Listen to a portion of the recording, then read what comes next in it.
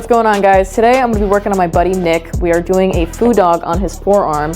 I originally started his sleeve a couple years ago, but today we're just going to add more to it. Let me show you what I got working on before he gets here, and then, I don't know, figure it out from there.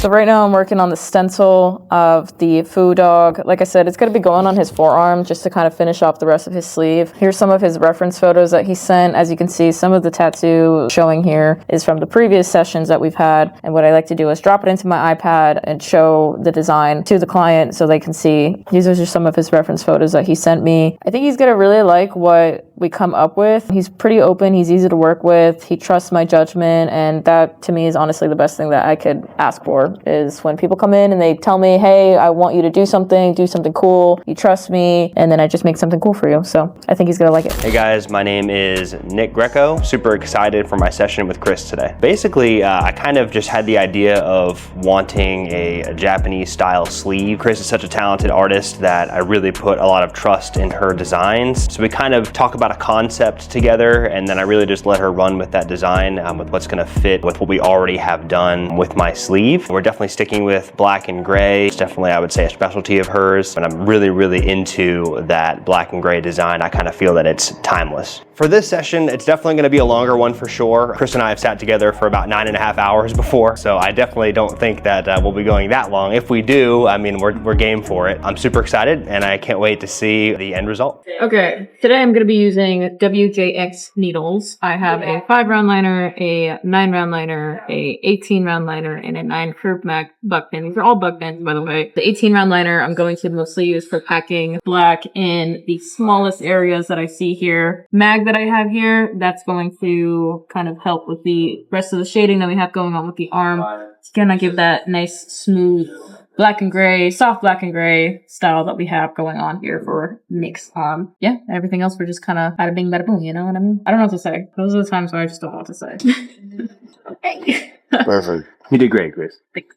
This Foo Dog is also known as a guardian lion, a symbol rooted in protection, strength, and balance. Traditionally, Foo Dogs are placed at entrances of temples, homes, and sacred spaces, acting as spiritual gatekeepers. They're meant to ward off negative energy and protect what's valuable inside. For this tattoo, I wanted to capture that sense of controlled power, something fierce but intentional. When it comes to black and gray tattooing, value scale is everything. It's not optional, it's the foundation. If you don't control your values, you don't control the tattoo. A lot of artists think detail is what makes a piece stand out, but detail without value is just noise. Value is what gives a tattoo depth, separation, and longevity. It's what tells the eyes where to look and what allows a piece to read from across the room. I'm always thinking in layers, dark, mid, light. Every texture in this piece exists somewhere on that scale. The fur, the curls, the shadows around the eyes, none of that works unless the values are intentional. One of the biggest advantages of understanding value scale is knowing when not to tattoo. Leaving skin breaks isn't unfinished, it's strategic. Skin is one of the brightest values, and if you use it right, it does more work than white ever will. When you push your darkest blacks early, everything else falls into place. Those blacks act like gravity. They pull the entire piece together and give you room to build smooth transitions without overthinking the skin. A tattoo that heals well isn't about being light-handed or heavy-handed. It's about being value aware. If your mids are muddy and your blacks aren't committed, the tattoo will flatten out over time. But when your value structure is solid, the piece actually gets better as it ages. I'm constantly checking contrast, stepping back, asking myself, does this area need more texture or does it need more value separation? Most of the time, the answer isn't more detail, it's better contrast. Remember, detail doesn't create depth, value does. If it reads from 10 feet away, it will age well. Thanks for watching. Let's jump into the final product and see what my client thought once it was finished. How was that last part? How was the white highlights? Honestly,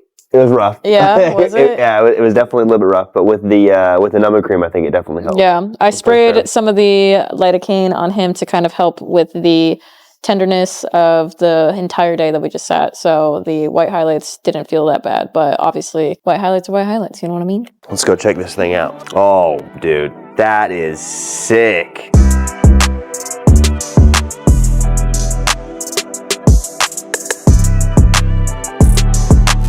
Chris, I mean, hands down, like, amazing. Do you like it? I absolutely love it. Can I get a thumbs up? Hell yeah, how do you feel? Feel good. My back hurts. Yeah, no, that was a long How session. does your back hurt, or does it feel? Does it hurt? My back's okay. Yeah. I think just from laying down, it's the neck that's mostly bothering me. And then from having my arms extended a little bit, I'm a little sore, but overall, Hell yeah. pretty comfortable. Was it worth it? Absolutely, 1,000,000% would do it again. Hell yeah. I actually am doing it again. Let me know what you guys think about this piece. If you liked it, let me know. Let me know what more styles, what more projects you would like me to work on, different types of subject matter that you would see in my portfolio. Just let me know in the comments below. This was fun. Let's do that again next time. Signing off.